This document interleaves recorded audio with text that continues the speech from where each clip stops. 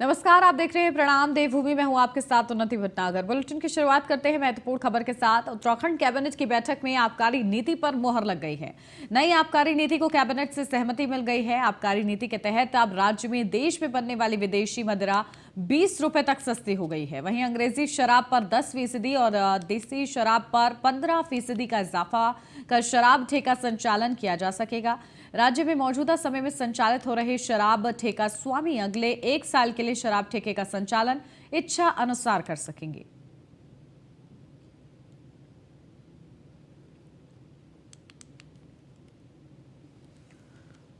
तो कैबिनेट बैठक में आबकारी नीति पर मोहर लगाई गई है और इसके तहत महत्वपूर्ण फैसले लिए गए हैं। नई आबकारी नीति को कैबिनेट से सहमति मिली है। तो देश में बनने वाली विदेशी मदिरा 20 रुपए तक सस्ती हुई है। कैबिनेट बैठक में आबकारी नीति पर मोहर लगी है।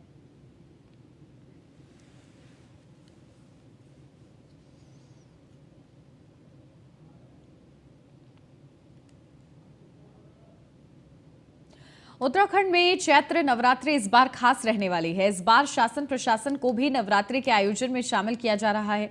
इसे भव्यता देने के लिए तैयारियां भी शुरू हो चुकी हैं। खास बात यह है कि इस बार मुख्यमंत्री पुष्कर सिंह धामी की पहल पर नवरात्रि को नारी शक्ति उत्सव के रूप में मनाया जाएगा। इसके तहत प्रदेश के सभी जिलों के प्रमुख देवी मंदिरों, शक्तिपीठों में दुर्गा सप्तशती, रामचरितमानस, देवी गायन, देवी जागरण के पाठ आयोजित कराए जाने का फैसला लिया गया।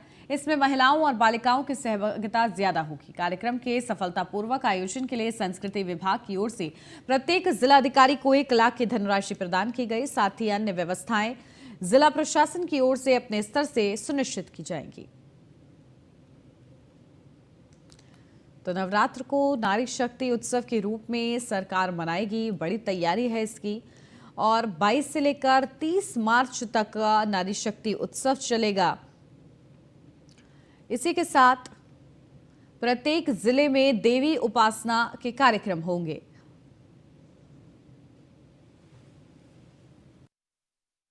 बहुत ही स्वागत करने योग्य फैसला है और वाकई 22 तारीख से नवरात्रि प्रारंभ हो रहे हैं और इस नवरात्रि में नारी को सशक्त करना और नारी के सशक्तिकरण का उत्सव मनाना, मैं समझती हूँ कि सरकार का नारियों के प्रति, महिलाओं के प्रति जो प्रतिबद्धता है वो उसको दिखाता है। निश्चित रूप से इस उत्सव के माध्यम से हमारी महिलाओं को एक उचित प्लेटफॉर्म मिलेगा। वो अपने अनुभवों को शेयर करेंगी और निश्चित रूप से उनके अनुभव से सरकार को भी मार्गदर्शन मिलेगा और आगे की रणनीति और नीति जो है उनके विचार के अनुसार ही बनाई जाए। सोमवार को खटीमा में भारी बारिश के बीच मुख्यमंत्री पुष्कर सिंह धामी ने अपने निजी आवास में स्थानीय लोगों से मुलाकात की। सीएम पुष्कर सिंह धामी ने वहां मौजूद जनता से बातचीत की और मौके पर ही उनकी समस्याओं का समाधान भी किया।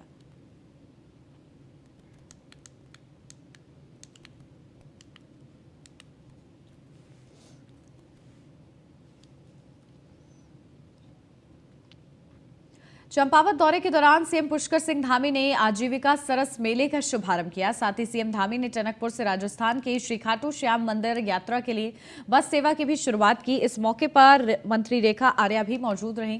बता दें, मुख्यमंत्री टनकपुर के श्री बांकी बिहारी खाटू श्याम मंदिर पहुंचे, जहां मुख्यमंत्री ने सबसे पहले खाटू श्याम बाबा के मंदिर में मत्था टेका। साथ ही उन्होंने प्रदेश की खुशहाली की कामना की। इसके बाद सीएम धामी ने टनकपुर से राजस्थान के श्री खाटू श्याम मंदिर के लिए बस सेवा का पूर्ण विधि विधान से पूजा पाठ कर शुभारंभ किया। सीएम ने चंपावत के टनकपुर में आयोजित हो रहे आजीविका सरस मेले का भी उद्घाटन किया। इस मेले में देश भर से 11 राज्यों ने अपने स्थानीय एवं सांस्कृतिक उत्पादों के साथ प्रतिभाग किया है। कार्यक्रम में 200 स्टॉल लगे हैं।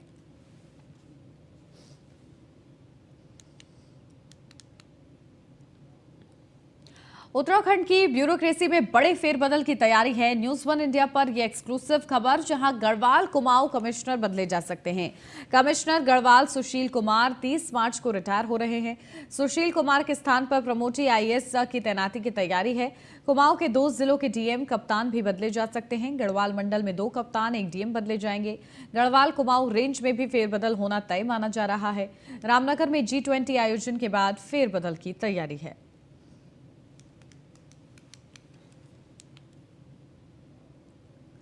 सीएम पुष्कर सिंह धामी के प्रयासों का बड़ा असर। कर्णप्रयाग से गैरसेन तक डबल लेन सड़क को मंजूरी, जहां 900 करोड़ रुपए के प्रोजेक्ट को मंजूरी। प्रमुख सचिव पीडब्ल्यूडी आर के सुधांशु ने इसकी जानकारी दी है। जल्द ही डीपीआर केंद्र को भेजा जाएगा।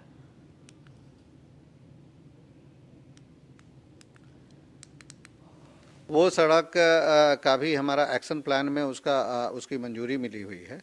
और अगर गैरसन से कर्णप्रयाग की दूरी अगर देखें तो लगभग वही 35-40 किलोमीटर के लगभग की होगी। तो अगर हम ऑन एन एवरेज, अभी अलाइनमेंट के संबंध में कुछ आपत्ति थी, उसके स्पष्ट क्लैरिफिकेशन चाहिए था, वो क्लैरिफिकेशन उपलब्ध कराते हुए अलाइनमेंट के संबंध में मॉर्थ को वो उपलब्ध करा दिया गया है। जैसे ही अलाइनमेंट का फाइनलाइजेशन होता है, हमारे डीपीआर की तैयारी की कार्रवाई की जाएगी।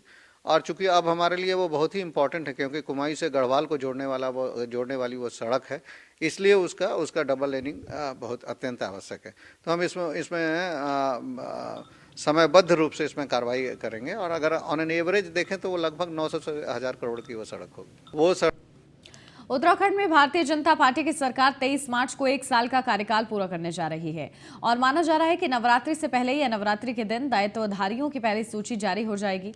इस सूची में पार्टी के वरिष्ठ कार्यकर्ताओं को मौका मिलने जा रहा है। प्रदेश अध्यक्ष महेंद्र भट्ट के मुताबिक सभी तैयारियां पूरी हो चुकी हैं और मुख्यमंत्री भी दिल्ली में पार्टी के बड़े नेताओं से मुलाकात कर चुके हैं। बहुत जल्द पहली लिस्ट जारी हो जाएगी और कार्यकर्ताओं को सरकार में एडजस्ट किया जाएगा।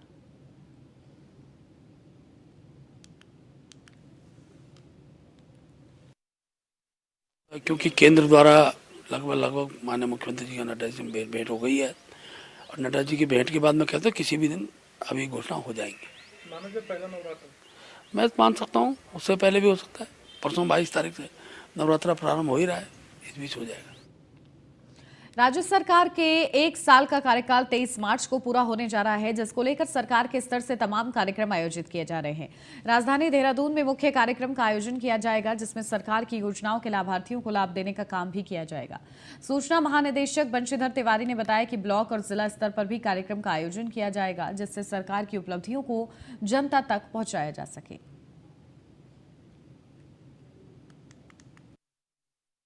तेईस तारीख को कार्यक्रम आयोजित किया जा रहा है। मुख्य कार्यक्रम हम लोग देहरादून में आयोजित कर रहे हैं और जो जनपद मुख्यालय हैं वहाँ पर भी कार्यक्रम आयोजित किया जाएंगे।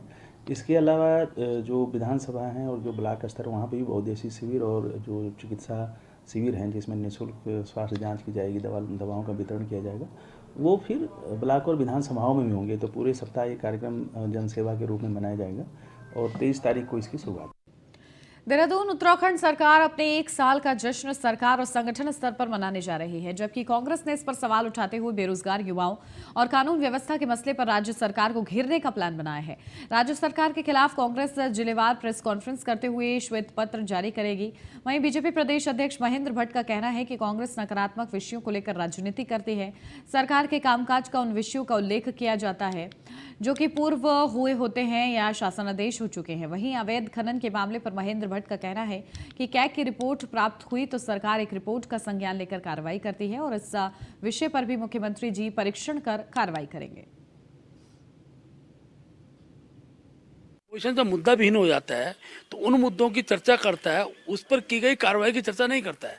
और मैं आज कह सकता हूँ कि जो भी विकास के संबंधित जो कार्य हैं, बजट के अंदर जो जिस प्रकार के प्रावधान किए गए हैं, उसके आधार पर मैं कह सकता हूँ कि ये विषय, क्योंकि 23 तारीख को सरकार का वर्ष पूरा हो रहा है, हमने तय किया है कि प्रत्येक विधानसभा स्तर पर सरकार की जो विकास पुस्तिका उसका हम विमोचन करेंगे।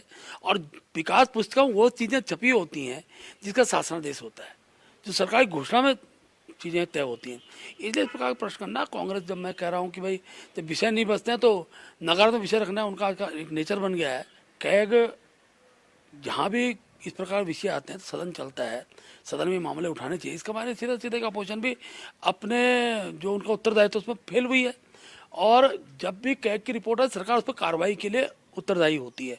अब मैं कह सकता हूं कि कैग की रिपोर्ट के बाद जो विषय निकल कर आए हैं उन पर कार्रवाई निश्चित रूप से होती है। कार्यकाल तो निराशाजनक है और लोगों का जीवन दुभर किया है इन्होंने, और हम भी 23 तारीख का इंतजार कर रहे हैं। हम हर जिला मुख्यालय में उस दिन प्रेस का आयोजन करवा रहे हैं और जिसमें हम श्वेत पत्र जारी करेंगे सरकार के खिलाफ। एक रिपोर्ट कार्ड हम तैयार करेंगे जिसमें हम पूछेंगे कि आखिर वो अंकिता भंडारी केस में वीआईपी कौन, वो सफ़ेदपोश नेता कौन जिसका जिक्र एस राजू ने इस्तीफा देते समय करा, भर्ती घोटाला, पटवारी पेपर लीक, गोपन के अधिकारियों का पकड़ा जाना है, जेई और एई की जो एग्जाम था उसका कैंसिल होना, इस पर भी हम पूछेंगे। कैग की रिपोर्ट्स बता रही हैं कि खनन में जो है बड़ा घपला हुआ है, एम्बुलेंस और जो जिसमें शव ले जाया जाता वो वाहन, दुपहिया वाहन, मोटरसाइकिल, स्कूटर इत्यादि में खनन की सामग्री गई है। तो कैग की रिपोर्ट ने जहां एक बार खनन में आरोप लगाया, दूसरी तरफ कैग की रिपोर्ट ने समाज कल्याण में गंभीर आरोप लगाए कि 7,000 करोड़ के आसपास की धनराशि खुर्द-बुर्द की गई है। कार्यकाल देहरादून के जॉली ग्रांट हवाई अड्डे के नामकरण को लेकर अब सियासत गरमाने लगी है। दरअसल हरिद्वार सांसद डॉक्टर रमेश पोखरियाल निशंक ने बीती रोज केंद्र सरकार को पत्र लिखकर हवाई अड्डे का नाम पूर्व प्रधानमंत्री भारत रत्न स्वर्गीय अटल बिहारी वाजपेयी के नाम पर रखने की सिफारिश की, जिसको लेकर कांग्रेस ने अब सवाल खड़े किए हैं। कांग्रेस का कहना है कि पूर्व सीएम त्रिवेंद्र सिंह रावत के बाद अब हरिद्वार सांसद डॉक्टर रमेश पोखरियाल निशंक ने भी जॉली ग्रांट हवाई अड्डे को स्वर्गीय अटल बिहारी वाजपेयी के नाम पर करना चाहते हैं। लेकिन 2016 में पूर्व मुख्यमंत्री हरीश रावत ने तो केंद्र को प्रस्ताव भेजा था कि हवाई अड्डे का नाम आदि गुरु शंकराचार्य के नाम पर होना चाहिए। कांग्रेस के मुख्य प्रवक्ता गरिमा दसौनी ने सवाल किए हैं कि बीजेपी के लोग बताएं कि आखिर आदि गुरु शंकराचार्य से और पूर्व सीएम हरीश रावत के प्रस्ताव से उन्हें दिक्कत क्या है। –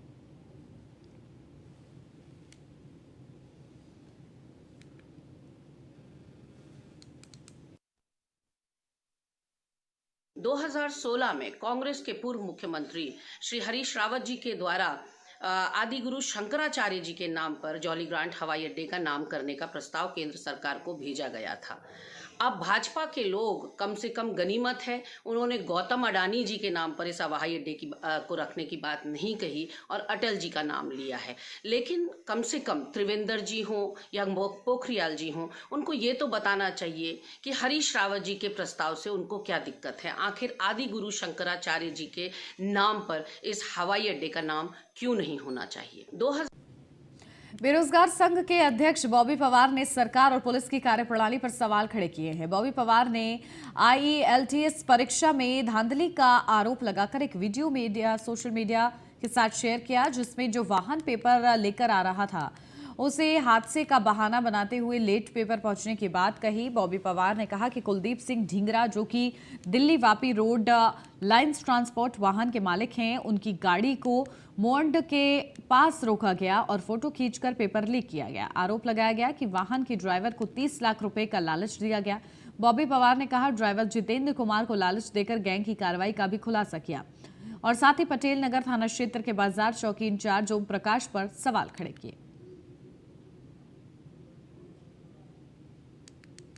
नकार रहे हैं कि यहाँ पर जो सील वाला प्रकरण, जो बच्चे आवाज उठा रहे हैं, उनकी आवाज बंद करने के लिए आपने नकल रोधी कानून तो ले आए, परंतु जो घटनाएं बार बार हो रही है उस घटना का फुल प्रूफ आप देख सकते हैं कि 25 फरवरी 2023 को आइलेट्स के लिए जो पेपर देहरादून में हुआ, उन पेपरों की OMR ले जाते हुए रास्ते में जो घटना हुई, कंटेनर का लॉक तोड़ा गया, कंटेनर में डिजिटल लॉक तोड़ा गया, फिर रास्ते में जाते जाते मोहंड में लॉक तोड़ के गाजियाबाद में उसको फिट किया गया, रिफिट किया गया। तो आप इसको नकार नहीं सकते कि ये परीक्षाओं में जो गड़बड़ियां हो रही है, जो सीलें टूट रही है। मैं बयान देख रहा था उत्तरकाशी के एक पुलिस अधिकारी का, जिन्होंने कहा था कि रोडें खराब है, गड्ढों में आकर ये सील टूट जाती है। ये बिल्कुल भी, मैं कहना चाहता हूं कि सील तोड़ना, जो ये पेपरों में सील लगी होती है, वो इतनी आसानी से नहीं टूटती है। चारधाम यात्रा को लेकर गढ़वाल कमिश्नर सुशील कुमार ने जानकारी दी है। गढ़वाल कमिश्नर सुशील कुमार ने बताया कि चारधाम यात्रा मार्गों पर डॉक्टरों की तैनाती की जाएगी। इसके लिए स्वास्थ्य विभाग को निर्देश दिए गए हैं। इसके साथ ही पैदल मार्गों पर शौचालय, पेयजल और रहने की व्यवस्थाएं दुरुस्त की जा रही हैं। वहीं गढ़वाल कमिश्नर सुशील कुमार ने बताया कि रुद्रप्रयाग और उत्तरकाशी में यात्रियों को धाम तक पहुंचाने वाले घोड़े, खच्चरों का स्वास्थ्य परीक्षण समय समय पर किया जाए। इसकी जिम्मेदारी पशु चिकित्सा अधिकारी को दी गई है, जबकि चारधाम में आकस्मिक सेवा के तौर पर हेली सेवा की व्यवस्था भी की गई है।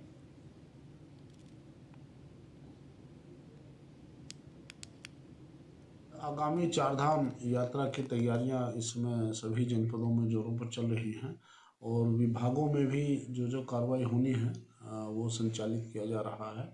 इसके अतिरिक्त जो मार्गों में सुधार होना था, उसमें सभी संस्थाएं अपना कार्य कर रही हैं। इसके अतिरिक्त पैदल मार्गों में और पैदल जो धामों के स्थान हैं वहाँ पर जिलाधिकारी स्तर से उनको तैयार किया जा रहा है। जो कठिनाइयाँ हैं उनको दूर किया जा रहा है। उत्तराखंड की जेलों में चल रहे सालों पुराने कानून की जगह जल्द नई जेल नियमावली लागू होने की उम्मीद है। कैबिनेट में इसका प्रस्ताव लाया जाएगा।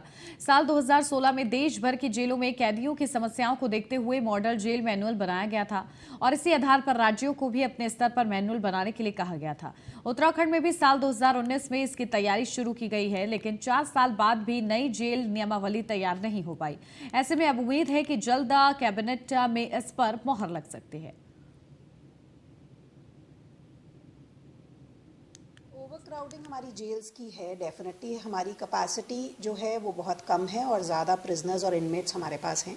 इसको देखते हुए हम दोनों तरफ काम कर रहे हैं। एक इंफ्रास्ट्रक्चर डेवलपमेंट, तो जेलों को बढ़ाने का जो हमारा प्रस्ताव है, नई जेलें बनाने का, उस पर कार्य किया जा रहा है। साथ ही साथ जो प्रिजनर्स जेल में हैं जिनको प्री मैच्योर रिलीज़ किया जा सकता है, तो नियमावली में संशोधन करके और उसके साथ प्री मैच्योर रिलीज़ के लिए भी कंसिडर किया जा रहा है। उत्तराखंड में जो यूपी का जेल मैनुअल था वही अडॉप्ट किया गया था और वो 1960s का मैनुअल है, वही चल रहा था। आवश्यक संशोधनों के साथ हम लोग नया ड्राफ्ट मैनुअल तैयार कर रहे हैं। देहरादून के नशा मुक्ति केंद्र में सहारनपुर के एक युवक की मौत हो गई। बताया जा रहा है कि रविवार रात में अचानक तबीयत बिगड़ने के बाद युवक की मौत हुई। केंद्र संचालक ने घटना की सूचना पुलिस को दी। पुलिस ने मौके पर पहुंचकर शव को पोस्टमार्टम के लिए भेजा। पुलिस ने परिजनों को घटना की सूचना दे दी है। परिजनों में नशा मुक्ति केंद्र पहुंचकर जमकर हंगामा किया। परिजनों ने आरोप लगाया कि केंद्र कर्मचारियों ने मुवाद अली के हाथ क्यों बांध रखे थे। मुवाद अली के मुंह से ही खून निकल रहा था। परिजनों ने आरोप लगाया कि घटना के बाद नशा मुक्ति केंद्र की सभी सीसीटीवी फुटेज को डिलीट कर दिया गया है। पुलिस ने परिजनों को समझा बुझाकर शांत करवाया। एसपी सिटी सरिता डोभाल ने कहा, मामले के सभी पहलुओं की जांच की जा रही है। पीएम रिपोर्ट आने के बाद आगे की कार्रवाई की जाएगी।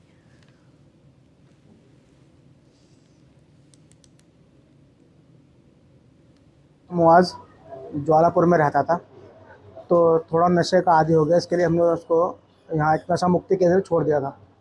आज तकरीबन 8 या 9 दिन हो गए इसको। परसों तक भी नशा मुक्ति केंद्र वालों ने हमें वीडियो सेंड किए कि जो आपका भाई है ये अच्छा मतलब मूवमेंट कर रहा है, सब खा पी रहा है बढ़िया, और योगा भी कर रहा है और जो हमारी क्लासेस को ज्वाइन भी कर रहा है।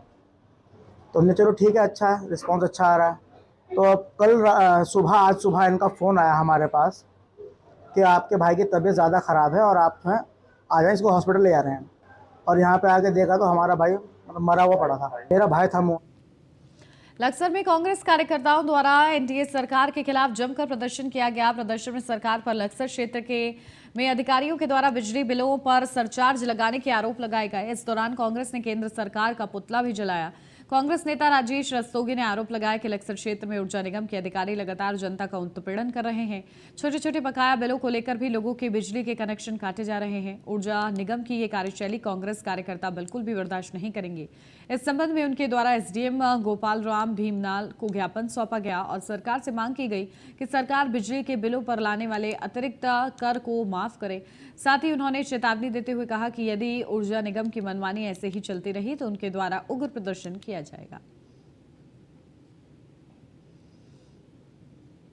घरों में घुस के ठेकेदार के लोग बिजली के कनेक्शन काट रहे हैं। हिंदू, मुसलमान, किसान, नौजवान, गरीब, मजदूर सब परेशान हैं। हमारी मांग है सरकार से, कांग्रेस पार्टी की तरफ से सरचार्ज माफ हो। श्री एनडी तिवारी जी ने सरचार्ज माफ किया था, श्री रमेश पोखरियाल निशंक ने सरचार्ज माफ किया था, श्री हरीश रावत जी ने सरचार्ज माफ किया था। हम इस लोकप्रिय मुख्यमंत्री से भी अनुरोध करना चाहते हैं, सरचार्ज माफ करो और लोगों को राहत दो। और ये जो गुंडागर्दी हो रही है, ये जो बिजली के कनेक्शन काटे जा रहे हैं, इस पर रोक लगाओ। ज्ञापन दिया गया है जिसमें उन्होंने मांग की है माननीय मुख्यमंत्री जी से कि जो गरीब, मजदूर और किसान है उनका बिजली सरचार्ज माफ कराया जाए। तो इस संबंध में ज्ञापन दिया गया है। इस ज्ञापन को सक्षम स्तर के माध्यम से राहुल गांधी के उत्पीड़न का आरोप लगाकर अल्मोड़ा में कांग्रेस नेताओं ने केंद्र की बीजेपी सरकार का पुतला फूंका और सरकार के खिलाफ जमकर नारेबाजी की। इस दौरान विधायक मनोज तिवारी ने कहा कि राहुल गांधी के भारत जोड़ो यात्रा की सफलता से बीजेपी बौखलाई हुई है और उन्हें संसद में बोलने के अधिकार से रोका जा रहा है। राहुल को नोटिस देकर धमकाने की कोशिश की जा रही है, जिसको कांग्रेस नेता बिल्कुल बर्दाश्त नहीं करेंगे।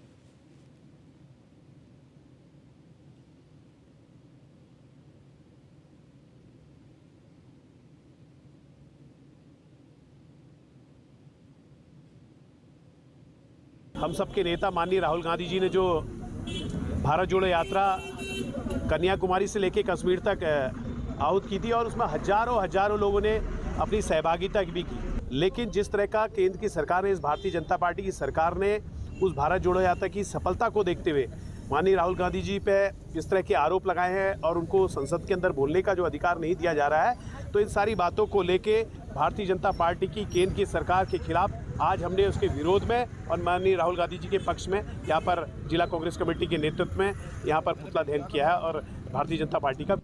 मसूरी में भी कांग्रेस नेताओं ने राहुल गांधी के उत्पीड़न का आरोप लगाकर दिल्ली पुलिस और केंद्र सरकार का पुतला फूंका। कांग्रेसी नेताओं ने कहा है कि सरकार के इन परपंचों से कांग्रेस घबराने वाली नहीं है, सरकार के हर प्रहार का मुंह तोड़ जवाब दिया जाएगा।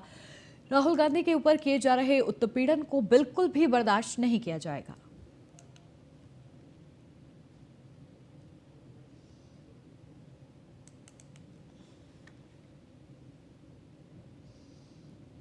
पुतला दहन दिल्ली पुलिस का और केंद्र की भाजपा सरकार का एक पुतला दहन मसूरी के कांग्रेस जनों ने किया है। ये जो दिल्ली पुलिस कल राहुल गांधी हमारे राष्ट्रीय नेता के घर पर गई और बेवजह उन्हें परेशान करने की कोशिश कर रही है, डराने धमकाने की कोशिश कर रही है। लोकतंत्र की जो आवाज़ उठा रहे हैं राहुल गांधी, उनको डराने के लिए प्रयास कर रही है, तो उसके विरोध में ये पुतला कांग्रेस ने फूंका है। और आपके माध्यम से कांग्रेस जन बता देना चाहते हैं कि राहुल गांधी के साथ पूरा देश खड़ा है, पूरी कांग्रेस खड़ी है बड़ी मजबूती के साथ। पुतला दहन दिल्ली पुलिस का और केंद्र भाजपा की जो सरकार है वो लगातार पूरे देश में जो कांग्रेस के नेता हैं उन पे लगातार दबाव की राजनीति बना रही है, जिससे कि जो भी आवाज़ उनके खिलाफ उठ रही है उसको वो दबाने की पूरी कोशिश करते हैं। लेकिन मैं बता देना चाहता हूं भाजपा सरकार को कि इस तरह की राजनीति से इस देश में कभी वो आगे नहीं बढ़ पाएगी अब, क्योंकि भारत जोड़ो यात्रा जो राहुल गांधी जी ने चलाई थी उससे पूरा देश उनके साथ जुड़ रहा है, लगातार जुड़ रहा है, जिनसे वो राहुल गांधी जी से इतना डरते हैं कि लगातार उन पर किसी न किसी रूप में प्रहार करते चले आ रहे हैं। रुड़की नगर निगम जनता से यूजर चार्जेस वसूला जा रहा है, जिसके चलते विरोध के चलते सोमवार को कांग्रेसी पार्षद, व्यापारी और जनता ने नगर निगम परिसर में निगम के मुख्य नगर आयुक्त का घेराव करते हुए जमकर नारेबाजी और धरना प्रदर्शन किया। सभी ने गलत तरीके से निगम द्वारा यूजर चार्ज लिए जाने की बात कही है। स्पष्ट कहा गया कि जब तक सुविधाएं हमें पूरी नहीं मिलती तब तक हम यूजर चार्ज नहीं देंगे। उस संबंध में मैं अवगत कराना चाहता हूं कि सुविधाएं लगातार नगर निगम के द्वारा उपलब्ध कराई जा रही हैं। कमियां हैं, इसको स्वीकार करने में कोई गुरेज नहीं है, कमियां हैं। आज का जो आज का जो गिराता है वो चेतावनी थी, नगर निगम के लिए चेतावनी थी। खासतौर से जो है यहाँ के जो मेयर हैं सौरभ, उनके लिए एक चेतावनी है। आज प्रदर्शन था ये यूजर चार्जर के विरोध में था, क्योंकि यूजर चार्जर जो है जो इसका मापदंड होना चाहिए वो नहीं हो रहा है, क्योंकि किसी से 500 ले रहे हैं, किसी से 1000 ले रहे हैं, किसी से 200 ले रहे हैं। क्योंकि एक ऐसी वो बननी चाहिए व्यवस्था कि सभी दुकानदार एक उसमें जैसे। राजधानी दून में अवैध रूप से लगभग 500 के करीब डेयरियां संचालित की जा रही हैं, जो ज्यादातर आवासीय इलाके में संचालित हो रही हैं, जो कानून के भी दायरे से बाहर है, जबकि नगर निगम के अंदर केवल 93 डेयरी ही रजिस्टर्ड है। इस पर जिलाधिकारी सोनिका ने बताया कि यह मामला पहले भी संज्ञान में आया था। इसको लेकर नगर निगम द्वारा डाटा तैयार किया गया और नगर निगम के पास पूरा डाटा तैयार है, क्योंकि अब आबादी बढ़ रही है और जरूरत भी ज्यादा है और उनके द्वारा बाकायदा स्थान को चिन्हित कर इस पर कार्रवाई की जाएगी। नगर निगम के द्वारा जो डेटा दिया गया है उसी के क्रम में मेरे द्वारा भी एक बैठक बुलाई गई थी, क्योंकि कुछ रजिस्टर्ड हैं, कुछ अनरजिस्टर्ड हैं, लेकिन नगर निगम के पास एक डेटा है जिसके क्रम में हमने कहा था कि जो हाइजीन है, कॉमन हाइजीन है, वो मेंटेन की जाए। पर क्योंकि शहर बढ़ रहा है और अब सारी डेयरियां शहर के अंदर आ गई हैं, तो एक अल्टरनेटिव जगह भी ढूंढ ली जाए इनके लिए। एक नहीं तो कम से कम 2 चंक्स में या 3 चंक्स में ढूंढ ली जाए, जिस पे नगर आयुक्त कार्य करना शुरू कर रहे हैं। और क्योंकि कॉमन कंसेंसस बैठ गया है तो आगे कार्रवाई की जाए। और इसी के साथ इस बुलेटिन में बस इतना ही। खबरों का सिलसिला आगे भी जारी है, आप बने रहिए न्यूज़ 1 इंडिया के साथ।